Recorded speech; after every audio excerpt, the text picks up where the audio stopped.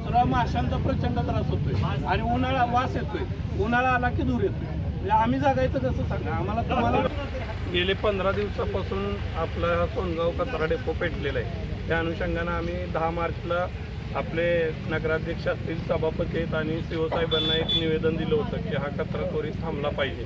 आणि त्या अनुषंगाने सुरुवातीचे 2-3 दिवस त्यांनी युद्धपातळीवर काम चालूही केलं आणि त्याच्यानंतर आज गेले 15 दिवस झाले सातत्यानं रोज संध्याकाळी तो कचरा डेपो पेटलेला असतोय. आणि आमच्या या परिसरातले जकातवाडी, शापूर, सोनगाव, डबेवाडी आणि या संपूर्ण भागात सगळ्यांना त्या धुराचा प्रचंड त्रास होतोय. याचा आज उद्रेक म्हणून सकाळी 6 वाजल्यापासून सर्वसामान्य सगळ्या नागरिकांनी घरातून बाहेर पडून आज कोणत्याही प्रकारची कुठलीही कचऱ्याची गाडी किंवा नगरपालिकेची कुठलीही कचरा, साताऱ्याचा कचरा डेपोत आणला जाणार नाही. याच्यावर काही ते तोडगा निघाल्याशिवाय आम्ही इथून उठणार नाही, हा आमचा सगळ्यांचा ग्रामस्थांचा निर्धार आहे. आणि त्या अनुषंगानं प्रशासनाला आमची एक विनंती आहे, म्हणजे आत्तापर्यंत आम्ही बऱ्याच विनंत्या केल्या, पण पुन्हा एकदा विनंती आहे, आज जर याच्यावर काही तोडगा निघाला नाही तर आम्ही याच्यापेक्षा तीव्र आंदोलन करू. आज आम्ही फक्त कचऱ्याच्या गाड्या इथं थांबवलेल्या आहेत. उद्या याच्यापेक्षा जास्त ह्याच्यावर जर तोडगा नाही निघाला तर आम्ही कदाचित सामान्य लोकांना त्रास झाला तरी चालेल, पण आम्ही हे आंदोलन तीव्र करण्याचा इशारा देत आहे. तुम्हाला माहिती पाहिजे, ज्या दिवशी कचरा डेपो पेटला त्यावेळेस आम्ही सर्व पदाधिकारी त्या स्पॉटला होतो. सातारा, महाबळेश्वर, वाई, कराड, कोपर आणि अजिंक्यतारा कारखाना या सगळ्यांच्या आम्ही गाड्या त्या ठिकाणी बोलवल्या. मॅक्झिमम कचरा कसा तिथलं ज्वलन चाललं होतं ते कसं बंद होईल याच्यावरती आम्ही प्रयत्न केले. आज दुर्दैवानं उन्हाचा एवढा मोठा तडाखा आणि कचऱ्यामधनं मिथेन वायू क्रिएट होतो, त्यातनं कचरा जास्त ज्वलनशील होतो.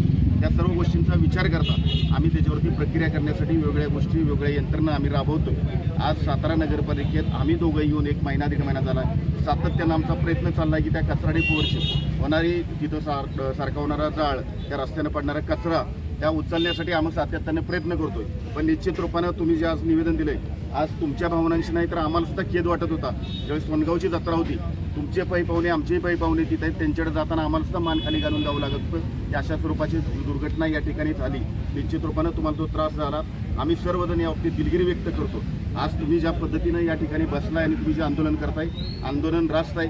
आज तुम्ही मनुष्य, आम्ही मनुष्य, आपल्याला अशा स्वरूपाची हानी होणं हे निश्चित रूपाने चुकीचं आहे. आज जे मुद्दे तुम्ही या ठिकाणी मांडलेले आहेत या सर्व मुद्दे आम्ही आज लगेचच याची तातडीने मिटिंग घेतो आम्ही. आणि जे तुम्हाला लेखी द्यायचे लेखी देऊन सगळ्या विषय संपत नाही तर आम्ही स्वतः जातीने या ठिकाणी लक्ष घालू आणि जे प्रश्न तुमचे मार्गी लागायचे ते तातडीने आम्ही मार्गी लावू. फक्त एकच लक्षात ठेवा, ज्या ठिकाणी आज कचरा साचलेला आहे त्या कचऱ्यामध्ये फॉस्फरस, मिथेन अशा स्वरूपाचे वेगवेगळे वायू क्रिएट होतात आणि त्याच्यामुळे ह्या प्रचंड उन्हाच्या उष्णतेमुळे ते तापत असतात आणि तापलं की पेटतंय ते. आणि ह्या सर्व गोष्टीसाठी आम्ही आता वेगळी सिस्टीम, वेगळी यंत्रणा त्याच्यासाठी राबवतोय जेणेकरून ते होणार नाही. ह्या गोष्टीची आम्ही सगळीजण आम्ही काळजी घेतोय. त्याच्यामुळे माझी तुम्हाला सर्वांना विनंती राहील, आपण सर्वांनी एकत्रित भले सातारा करत आम्ही प्रत्येक आमच्या घंटागाडीवाल्याला सांगत असतो की सातारच्या नागरिकांचा कचरा उचलून तुमच्या दारात आणून टाकणं म्हणजे फार मोठं आम्ही काम करतोय अशातला भाग नाही. आम्हाला त्याच्यावरती प्रक्रिया करायची. आम्ही त्याच्यासाठी स्वतंत्र यंत्रणा आता कार्यरत लावतोय जेणेकरून हा कायमस्वरूपी विषय आम्हाला मिटवायचे. आज तात्पुरतं आंदोलन केलं की विषय संपला अशातला भाग नाही.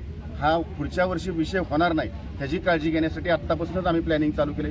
थोडासा ह्या सगळ्या गोष्टीला वेळ लागतो, आर्थिक अडचणी असतात, बाकीच्या सगळ्या गोष्टी असतात, त्या सर्व आम्ही आता मार्गी लावतोय.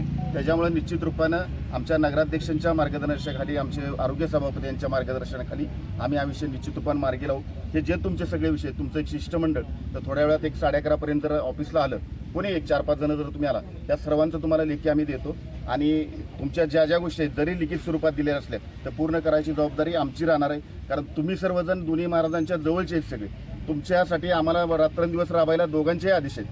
त्याच्यामुळे तुम्हाला कुठल्याही प्रकारची अडचण होणार नाही, तुम्हाला त्रास होणार नाही, त्याची आम्ही सर्वजण काळजी घेऊ. तुमच्या आरोग्याचा प्रश्न आहे तो सुद्धा आम्ही निश्चित रूपानं मार्गी लावू. तुम्ही ज्या गोष्टी याच्यामध्ये सांगितलेल्या आहेत त्या सर्व कशा पद्धतीने पूर्ण करायच्या आपण एकत्रित बसू आणि हा निर्णय घेऊया. त्याच्यामुळे माझी तुम्हाला सर्वांना हात जोडून विनंती, या ठिकाणी आपण थोडंसं आज थांबावं आणि थोडंसं आम्हाला पण मदत करावी ह्या सर्व गोष्टी करताना, म्हणजे जेणेकरून आपला प्रश्न हा मार्गी लागेल. किती दिवस लागतील? 8 दिवस दिले ना. आज थोड्यापासून आपण सुरुवातच करायची का? आम्हाला बसली मीटिंग झाली की सुरुवातच करायची. 8 दिवस लागेल, एका दिवसात होणारी गोष्ट नाहीये. आपण गेले 15 दिवस त्यासाठी झगडतोय. आपण कोल्हापूरवरनं आता डोजर आणि ही यंत्रणा सुद्धा मागवली की जेणेकरून ते एका बाजूला ढकलून परत वरनं आपण पोकलँडनी जे माती आपण आता साठवली की जे मातीनं कव्हर करायची की जेणेकरून ऑक्सिजन खाली जाता कामा नाही.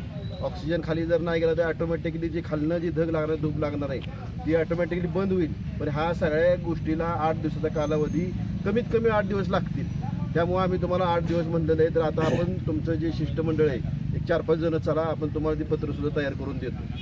विषय मार्गी लावले थांबू आपण सगळ्या बाकीच्यांना वेटील धरायला नको, बाकी नागरिक आहेत आपलेच लोक आहेत सगळे ते. आपली आहेत. शाळा कॉलेजेस परीक्षा वगैरे चालले त्यांना जाऊ देत लोकांना.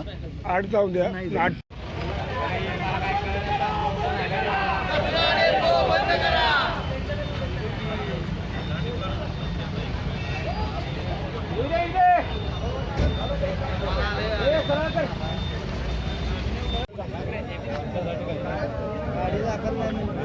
गाडीचा फोटो काढला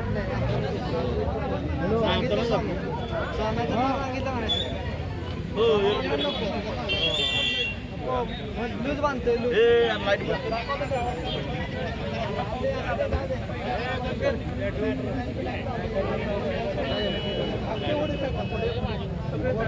सामरवाडीपासून ते पाणी येत होतं ते शहरात जात होतं. कचरा कोण नेतोय ते पण सगळ्यांचा कचरा सगळा कचरा इथे येतो एका ठिकाणी. त्याचं पण काहीतरी नियोजन लावा की दुसरीकडे बी यंत्रणा.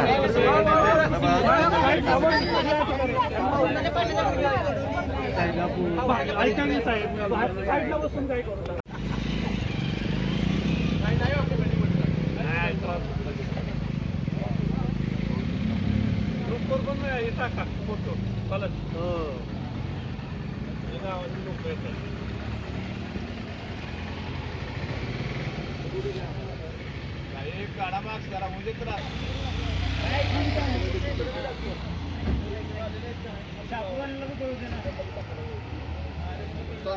येतात.